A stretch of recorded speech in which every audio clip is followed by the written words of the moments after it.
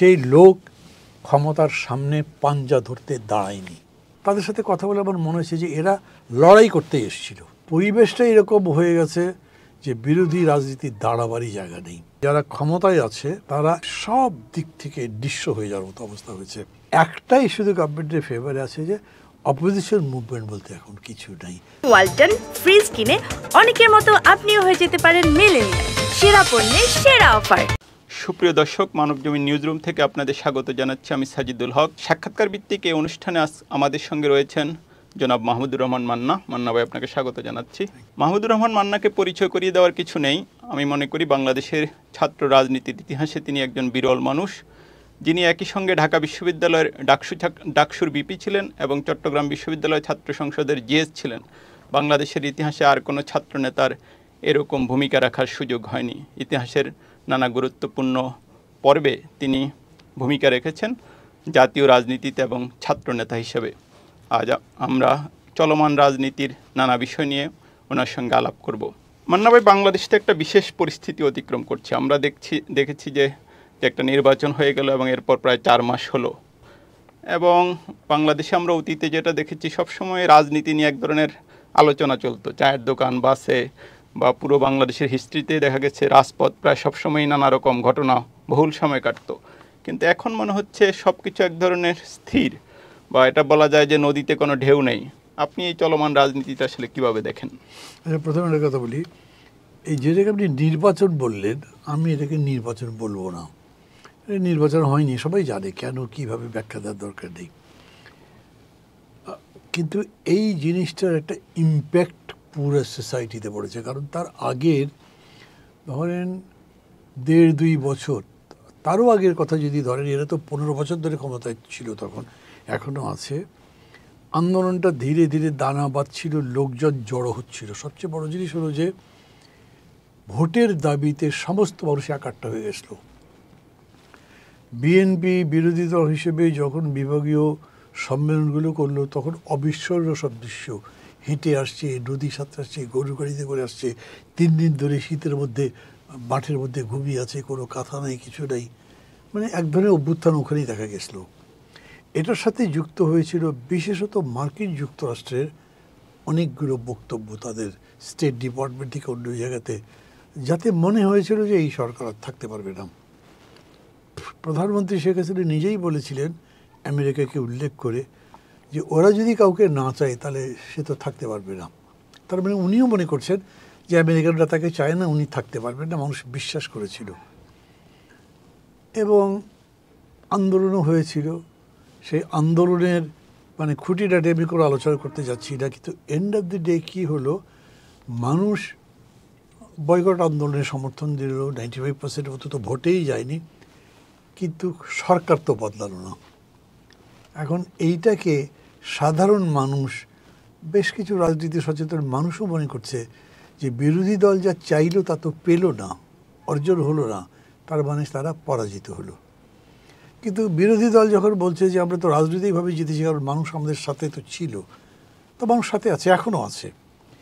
মানে 7 জানুয়ারির পরে 4 মাস পার হয়েছে, এই 4 মাসে সংকট আরও বেড়েছে। বিরোধী দল নতুন করে আন্দোলন নিয়ে মাঠে যেতে পারেনি। তারপরে কিন্তু মানুষের মধ্যে সরকারের প্রতি সমর্থনসূচক কিছু পাওয়া যাচ্ছে না। মানুষের মধ্যে একটা হতাশার ভাব হয়েছে, পারল না, এত কিছুর পরেও পারবে কি আর। কেউ কেউ মনে করছে 5 বছরই টিকবে, কেউ কেউ ক্ষোভ এবং খেদোক্তি করে বলছেন যতদিন জীবিত আছে উনি ক্ষমতায় থাকবেন।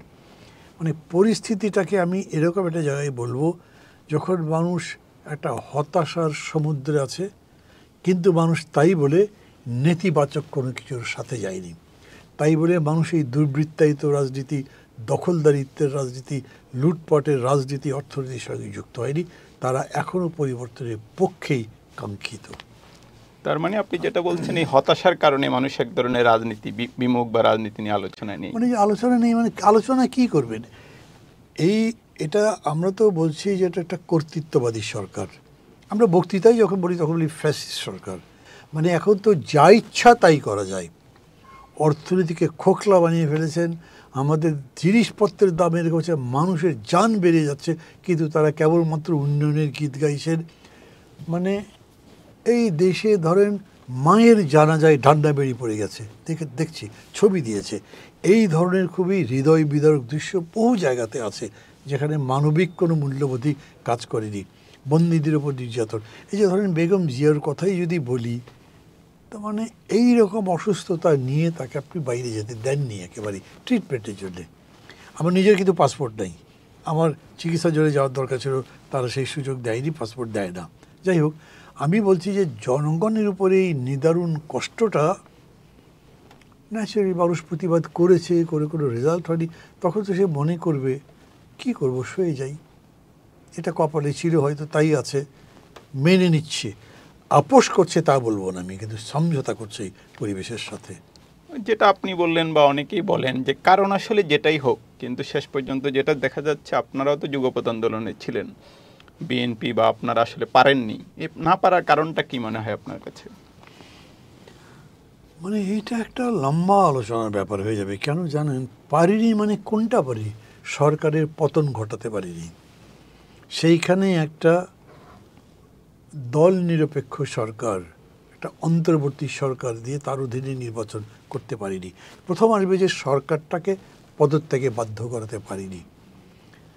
আমার কাছে কি মনে হয়েছে, এটা বলি, এই ধরনের আলোচনা করার মধ্যে একটা সমস্যা থাকে কি, ধরেন আমরা 41টা, কারো কারো মতে 62টা রাজনৈতিক দল মিলে যুগপৎ আন্দোলন করেছি। তো আমি যেটা বলছি সেটা আমার অভিমত, এমন হতেই তো পারে যে বাকি 60টা বা 40 জনই এরকম মনে করছেন না, ওইটা তাদেরকে আহত করতে পারে। কিন্তু তারপরে সত্য যেটা সেটা সত্য, অতএব আমি যা সত্য মনে করি তা বলাই এমন উচিত। সেই হিসেবে বলছি, কোনো সময় ক্ষমতার মুখোমুখি দাঁড়াইনি আমরা। মানে আমি বক্তৃতা করছি, তোমাকে চাই না, বক্তৃতা করছি তুমি চলে গিয়ে এইভাবে নির্বাচন হতে হবে, কিন্তু তুমি যদি না সরো তাহলে কিন্তু তা কখনো করিনি। যখন সেই রকমভাবে লোক ঢাকায় জড়ো হয়েছে, তখন প্রথমবার ছেড়ে দিয়ে গোলাপবাগে গেছি। তারপরে দ্বিতীয়বার যেটা হলো, ধরেন এই যে 28 অক্টোবর, সেটা তো এরকম হলো যে 10,00,000 লোক আসছে, পুলিশ এবং আওয়ামী পান্ডা কিছু তারা মিলে যে হামলাটা করলো, তার বিপক্ষে একটা প্রতিরোধের আওয়াজও ছিল না। প্রতিরোধ করলে কি হতো কি, ওগুলো তো আর এক পর্যালোচনার বিষয়। কিন্তু রাজনৈতিক আন্দোলন, এই যে ধরেন এখানে আমেরিকাতে যে হচ্ছে, যে আমেরিকা নাকি সেই সময় বলেছে যে আন্দোলন করো কিন্তু ভায়োলেন্স করবে না, তো ওদের দেশে কি হচ্ছে, একটা আন্দোলন করবেন, বিক্ষোভ করবেন, কিন্তু বিক্ষোভ তো তারা প্রকাশ নেই, তা তো হয় না। ওরা যখন এরকম করে সাউন্ড গ্রেনেড বাড়ছে, টিয়ার গ্যাস বাড়ছে, তখন এদিক থেকেও যদি বলতো রুখে দাঁড়াও, তাহলে কি সিনারিও হতো? আমি আবার বলি, পরবর্তী কি হতো সেটা তো হাইপোথেটিক্যালি বললে এটা কারেক্ট হবে না, কিন্তু আন্দোলনটা এটাই হয় যখন সরকার হামলা করে তখন মানুষ রুখে দাঁড়ায়, রুখে দাঁড়ালেই তারপরে বিজয়ের পথে যেতে শুরু করে। এইটা আমরা কখনোই করতে পারি না।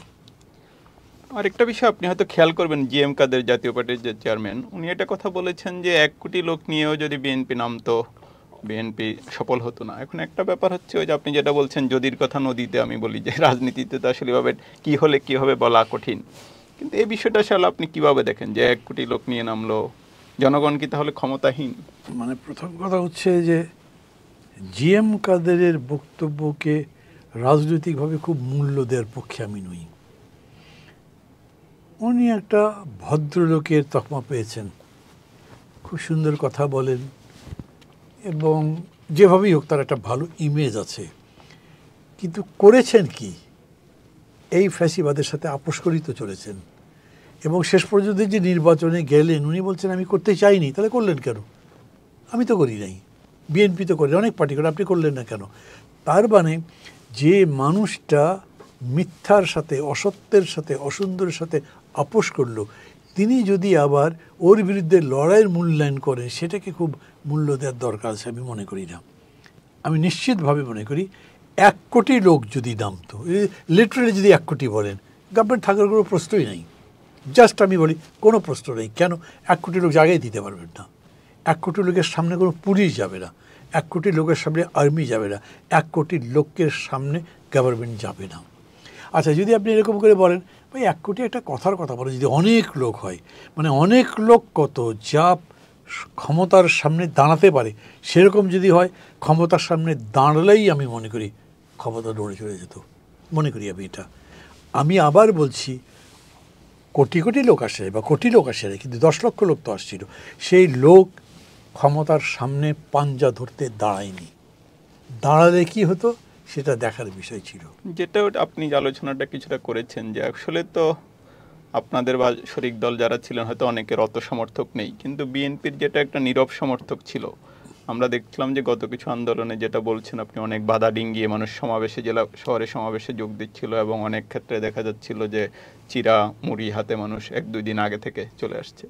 তাহলে এই যে মানুষের আকাঙ্ক্ষা, এই যে কর্মী বা সমর্থক, নেতৃত্ব কি আসলে তাহলে ব্যর্থ হয়েছে এদের আকাঙ্ক্ষা বাস্তবে রূপ দিতে? ব্যর্থ মানে কি, নেতৃত্বের কাজ হলো মানুষের আকাঙ্ক্ষাটাকে বাস্তবে বিজয়ের পথে ট্রান্সলেট করা, রূপান্তর করা, সেখানে হাজির করা, তাই করতে পারে নাই।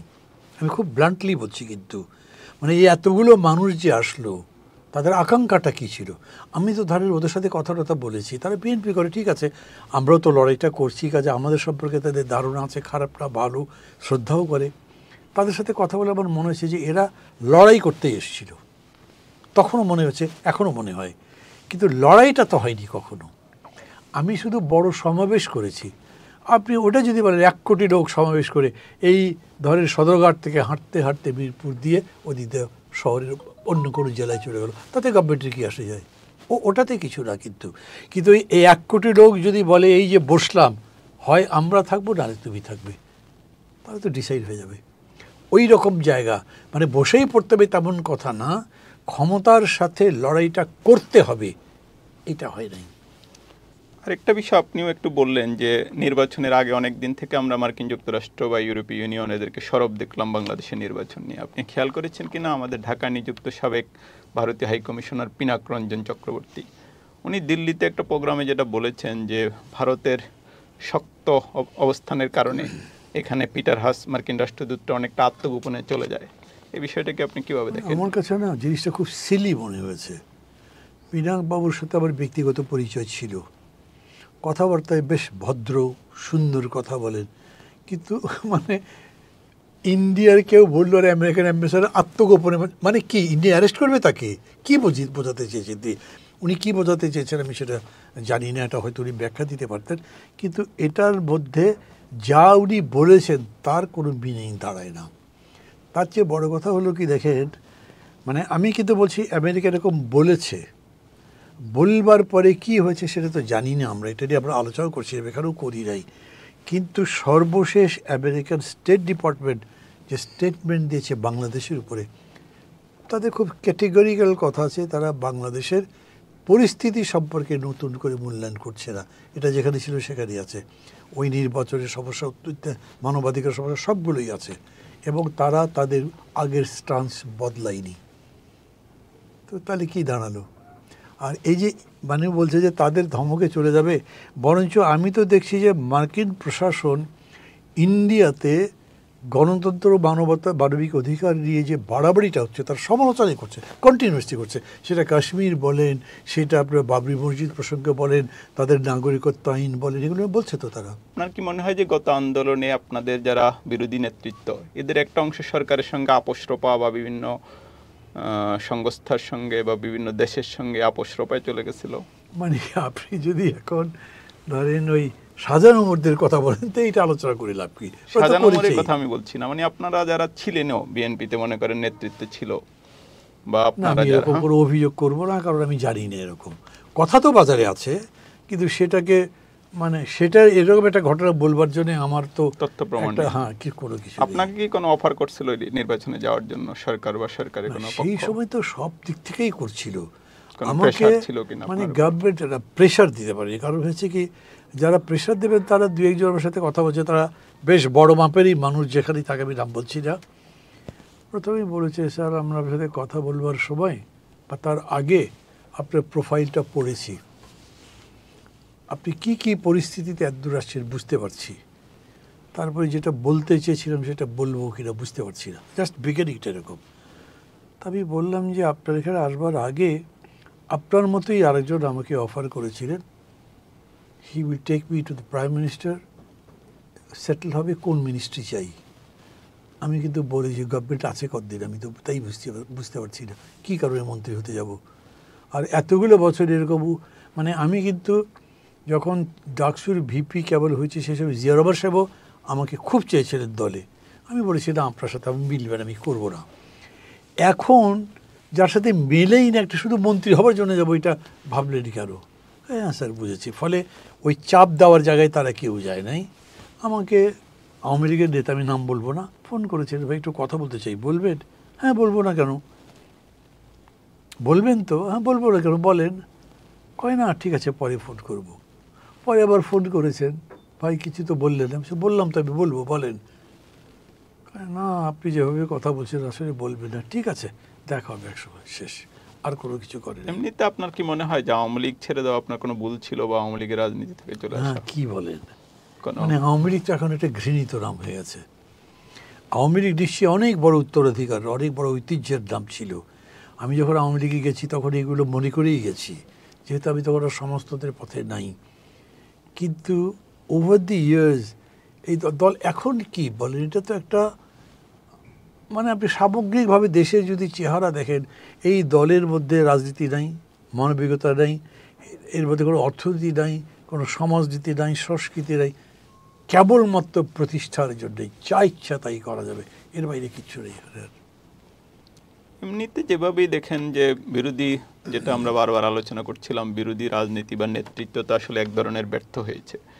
এই পরিস্থিতিতে বাংলাদেশে আসলে কোনো বিকল্প রাজনৈতিক শক্তির, বিকল্প বলতে নতুন কোনো রাজনৈতিক শক্তির উত্থানের সম্ভাবনা দেখেন আপনি? থিওরিটিক্যালি ইয়েস, কিন্তু এরকম করে বলছি কেন জানেন?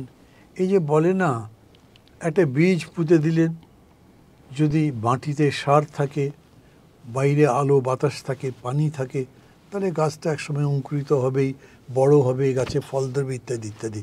কিন্তু এটা যখন অঙ্কুর হয়েছে তখন একটা ইট চাপা দেন যদি, ওটা কিছু হবে না। এই জিনিসটা আমাদের মনে থাকা দরকার। এইখানেও ধরেন যে সম্ভাবনাটা আছে, তার উপরে ফ্যাসিবাদ যদি এরকম করে চাপা দেয় তাহলে এটা হবে না। আমি মনে করি এই সম্ভাবনা বেশি। আমি আবার মনে করছি না যে এরকম ইট চাপা দেওয়ার ক্ষমতা এই ফ্যাসিবাদের আছে, মানে ওটা আবার আরেকটা আলোচনায় চলে যাবে। কিন্তু আমি মনে করি যারা ক্ষমতায় আছে তারা এখন কি অর্থনৈতিকভাবে, কি রাজনৈতিকভাবে, কি সাংগঠনিকভাবে, আন্তর্জাতিকভাবে সব দিক থেকে নিঃস্ব হয়ে যাওয়ার মতো অবস্থা হয়েছে। আপনি কি আরও রেমিটেন্স আনতে পারবেন? পারছেন না। আপনি ইম্পোর্ট বাড়াতে পারবেন? পারছেন না। তাহলে আপনি রিজার্ভ পাবেন কোত্থেকে? এইভাবে অর্থনৈতিক সংকট একটা বিরাট সংকট আমি দেখছি। কীভাবে সলভ করবে তারা? কোনো উপায় নেই। ব্যাঙ্কগুলোর অবস্থা তো দেখছি আমরা। হ্যাঁ, একটাই শুধু গভর্নমেন্টের ফেভারে আছে, যে অপোজিশন মুভমেন্ট বলতে এখন কিছু নাই, বাকি কোনো জিনিস তার ফেভার নেই। কিন্তু তারা চাপ তৈরি করতে পারবে না। মানে তৃতীয় শক্তি বলেন, যেভাবেই বলেন, এইটা গড়ে উঠবার এখন খুবই ভালো সুযোগ মনে করি আমি। আপনি কি ওই যেটা আপনি বলছিলেন হয়তো একটু অন্যভাবে, যে পরিবর্তনের আসলে কোনো সম্ভাবনা দেখেন আপনি? এই রাষ্ট্র সরকার ব্যবস্থার তো কোনো থাকবে না পরিবর্তন? চির জীবন। কেউ যদি আমাকে এরকম বলে এই সরকার কি 5 বছরই থাকবে, যারা ভেতরের কারেন্টটা দেখতে পাচ্ছে না তারা তাই বলবে। কিন্তু আমি যখন ভেতরের কারেন্ট দেখি তখন মনে কীভাবে টিকবে। মানে আমি আবার বিষয়টা বলি, রেমিটেন্স বাড়ছে না, ইম্পোর্ট গভর্নমেন্ট কিছু করতে পারবে সেরকম দেখি না। অতএব আমি মনে করি না যে ওরা এত সময় ধরে সার্ভাইভ করতে পারবে। এটাতে আমি সেদিন ইত্তেফাকে একটা সম্পাদকীয় পড়ছিলাম, এটা শুধু তো আসলে বাংলাদেশের সংকট নয়, সারা পৃথিবীতে গণতন্ত্রটা একটা সংকুচিত হচ্ছে ধীরে ধীরে, বা হয়তো দ্রুতই। অনেক দেশেই কর্তৃত্ববাদের উত্থান দেখছি আমরা, এবং তারা জহির রায়হানের একটা সিনেমা থেকে কোট করছে, খাঁচা, মানে গণতন্ত্রটা খাঁচায় বন্দী হয়ে যাচ্ছে সারা দুনিয়াতে। আমি কেমন করে আসলে সেই খাঁচা ভাঙার কোনো সম্ভাবনা দেখেন? তাহলে যারা এরকম লেখেন না, কিছু মনে করবেন না, এই সমস্ত পণ্ডিতদের উপর আমার খুব রেসপেক্ট নেই। আমি জাস্ট ইন্ডিয়ান ইলেকশনটা বলি আপনাকে। আপনার কি মনে হয় মোদি সাহেবের গ্রিপ কি আরও শক্ত হয়েছে নাকি দুর্বল হয়েছে? এক কথায় বলা যায়, হারবেন জিতবেন আমি বলছি না, এক কথায় বলা যায় আগের অবস্থানে উনি নাই। পুতিন আগের অবস্থানে আছেন? No way. কেবলমাত্র চায় না আপনি একটা দেখাতে পারবেন ইকোনমিক্যালি খুব এই ওই, কিন্তু ওদের ইন্টারনাল ইকোনমি সম্পর্কে তো আমরা অত জানি না। অত বড় দেশের নিশ্চয়ই ইকোনমি বড় হবে, বাংলাদেশের ইকোনমি তো কাছেই যেতে পারবে না। কিন্তু বাংলাদেশের ইকোনমি যদি ইফ কম্পেয়ার উইথ ইন্ডিয়া, তা আমাদের ইকোনমি ইন্ডিয়ার চেয়ে খারাপ নেই, ওদের ইকোনমিতে বহু ভেরিয়েবলস আছে যেগুলো খুবই নেগেটিভ। তো ওই জন্য আমি বলছি যে এই রকম করে না, যেরকম করে বলা হচ্ছে যে গণতন্ত্র সংকুচিত হয়ে যাচ্ছে, আমি তা দেখছি না। কেউ এখন বলবে এই যে দেখেন আমেরিকাতে কীভাবে পুলিশ নির্যাতন করছে, তো ভিয়েতনাম ওয়ারের সময় এরকম হয়েছে না? ওরা ওদের ওই পলিসিতে ওই জায়গায় আছে, ইন্টারনাল ডেমোক্রেসি ক্ষতিগ্রস্ত হয়েছে, কিন্তু এখনও আমেরিকার জায়গা আছে। আমি একদম স্পষ্টতই এটা নিন্দা করব যেরকম করে ওদের ছাত্রদের দমন করা হচ্ছে। মানে এটাও তো আসলে একটা নতুন অধ্যায় পৃথিবীতে, ফিলিস্তিনের পক্ষে যেভাবে সারা দুনিয়াতে একটা ধরনের বিক্ষোভ। এটাকে কি বলবেন আপনি? মানে খোদ আমেরিকাতে ছাত্রদের এই উত্থান থেকে আপনি আমেরিকার শাসক কতখানি স্বৈরতান্ত্রিক করে সেটা বলবেন, নাকি বলবেন যে মানুষের মধ্যে গণতান্ত্রিক চেতনার কত বড় বিকাশ? এমনকি খোদ আমেরিকাতে, হোল অফ ইউরোপ এটা করছে, আমি তো বিকাশই দেখছি। তারপরে কেউ যদি লেখেন গণতন্ত্র আসলে সংকুচিত হচ্ছে, এই ক্যাম্পেইন ক্ষমতাসীনরা ফ্যাসিস্টরা করেছে, আর আমরা তার মধ্যে হয়েছে যেটা আমরা যেহেতু পরাজিত হয়েছে মনে করছি, তো কিছু হলো না ভাই। কিন্তু আমি বলি এত কিছুর পরেও যে 95% মানুষ ভোট দেয় নাই, সেই 95% মানুষ তাদের জায়গাতেই আছে, তারা এই গভর্নমেন্টকে কোনোভাবেই মানে না এখনো। আমাদের সময় দেওয়ার জন্য আপনাকে ধন্যবাদ।